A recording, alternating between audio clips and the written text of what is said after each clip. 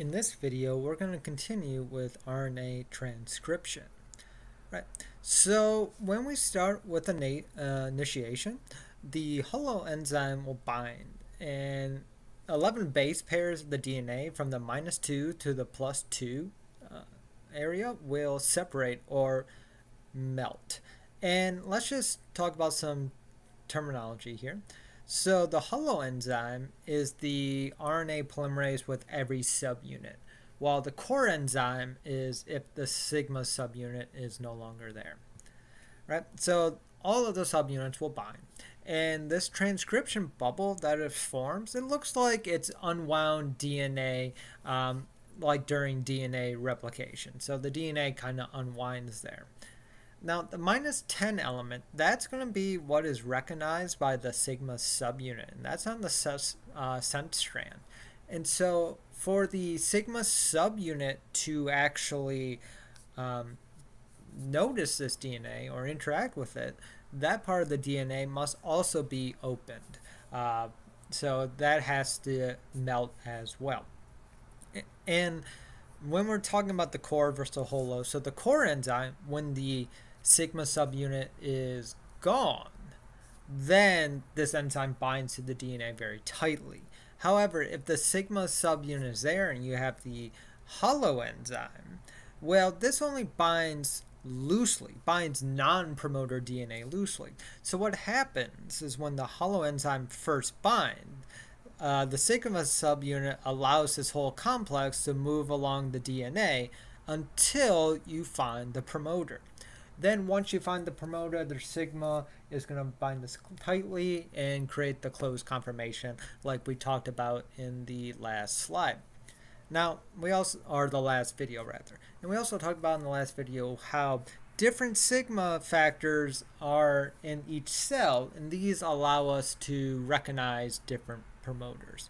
And so the sigma factors are found in any cell, any given cell, will determine which genes are transcribed in that cell. So you can have cells differentiate based on what sigma factors are available in that cell. All right, so let's talk about growing RNA now. So for RNA synthesis, we go in the 5' to 3' direction, just like DNA. And if we were to look at the mechanism of creating RNA, it's pretty similar to how we create DNA. Now, when we are transcribing RNA, the DNA must remain open as well, because that is what we're reading from. And that allows us to read the antisense strand and make a complementary RNA strand. What happens is that you're going to have short RNA DNA hybrid duplexes, and we saw that when we looked at the structure of RNA polymerase. Now, in front of our bubble, we have our overwound DNA. So this is called positive supercoiling when you're overwound, while behind the DNA bubble, you have underwound, and this is called negative supercoiling. And the tension between this underwound and overwound DNA really doesn't like to be under or overwound, so it's going to build up tension. This is what is thought that it's building up momentum to move the RNA polymerase across the DNA. Now, there is a curious property seen in RNA polymerase, and that's called abortive initiation. What happens is that RNA polymerase will synthesize roughly 9 to 11 nucleotides and then let go. It let go of the RNA. It just won't leave the promoter. It's stuck there. So it might actually take a couple of times for this polymerase to leave the promoter. And that kind of makes sense because we bind the promoter tightly, right? That's how we get initiation to start. So it might take a couple of times until we're able to break free from this promoter. However, once we break free, this strain of the underwound and overwhelm will force this RNA polymerase to finally dissociate from our promoter and work its way along the template. Now, once we have left the promoter, we're going to make RNA without dissociation. So RNA polymerase, they have a very high processivity without a sliding clamp like we saw for DNA polymerase. And again, that makes sense. Some of our genes are often thousands of nucleotides long, so our polymerase can't fall off or else we won't be able to transcribe our gene properly. And we are binding to RNA DNA complex, but there's some flexibility there because, again, we want to let go of this complex, so we don't want to bind it so tight we never let go, like we saw with the initiation where we don't let go sometimes. Now, what's interesting too is this: let's say there's a DNA polymerase up here and we crash into it. When we talked about DNA polymerases, when two DNA polymerases hit each other, they both fall off. RNA polymerase still hangs on, so it can still hang on even after running into a DNA polymerase.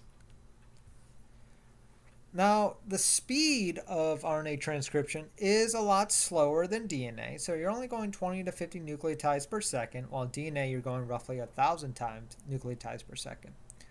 And the error rate for RNA polymerase is a lot higher than DNA polymerase. So you get an error of 1 every 10,000 nucleotides, which is 10,000 to 1,000,000 times more often than DNA synthesis. But that's generally okay. If you make an error in your RNA polymerase, you might change one amino acid in one protein, or I guess multiple copies of that protein, and that might not actually have an effect overall. Amino acid substitution in proteins can usually be functionally innocuous. It's not going to change anything. Now, once you've made your RNA transcript, if that protein is needed in high amounts, then the RNA is going to be created or transcribed as soon as sterically possible. And that's what's being shown here. So look at this initiation site. Each one of these beads that are coming off is a new RNA. So basically, as soon as our RNA polymerase moves off the initiation site, another one will immediately come right on and start making RNA. And it is like immediately. That's what as soon as sterically possible means. As soon as it's physically possible to do that. And by looking at this, we can tell we have two different types of enzymes. Constitutive enzymes, those are transcribed at a constant rate. So these enzymes here are constitutive, while you also have inducible enzymes. That is, enzymes whose rate is varied with the cell's circumstance. So the SOS genes, those are inducible enzymes. They turn on when they need to turn on. Okay, so we talked about initiation. Let's talk about termination of RNA polymerase. And the DNA has specific sites where termination or transcription is terminated. So let's look at these sites in E. coli.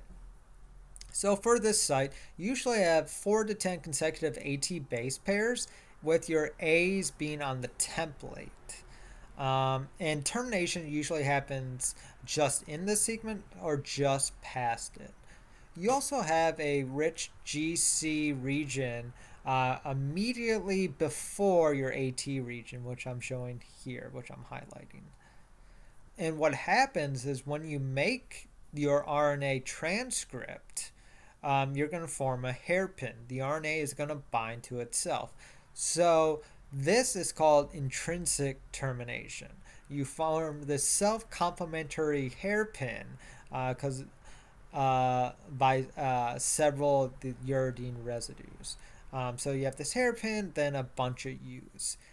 This hairpin makes RNA polymerase stop because it's getting blocked by this RNA that's binding itself.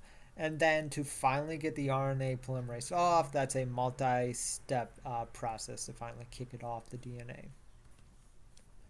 Now, what I just mentioned in the previous slide, that only happens roughly half the time. That is, half the sites we look at have these termination sites, half don't.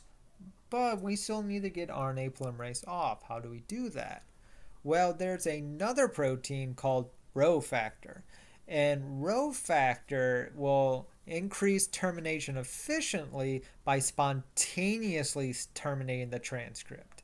And it will induce termination for these RNA transcripts.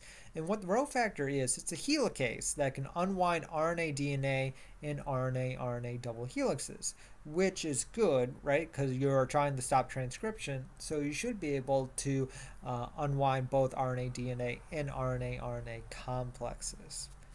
Now, termination that depends on rho, which is called rho-dependent termination, you need a specific recognition sequence on the RNA just upstream of your termination site. And these are called RUT sites. So rho utilization sites, they're rich in C's but poor in G's. And these sequences on RNA is a signal for rho to come over and to stop termination. So how does this actually work? So once rho attaches to the RNA at that recognition sequence, it will migrate in the 5' to 3' direction until it encounters the RNA polymerase that is paused. What rho will do is it will push RNA a little bit forward on the DNA. So what this will do is that the DNA helix at the transcription bubble will partially rewind. It will partially reform into a double helix. And the rho factor will also unwind the RNA DNA helixes. So remember we said that right near the RNA polymerase, you're forming this RNA DNA double helix. Rho will come in there, break that double helix up, so RNA can leave and go be translated. So if we look at rho, each rho has two distinct domains. At the N terminus, this will bind single-stranded polynucleotides, and the C terminus will bind nucleotide triphosphates. And the RNA itself will bind along the interior of the protein helix. So if you look at this big old horseshoe, the RNA is going to be binding in the interior of the helix.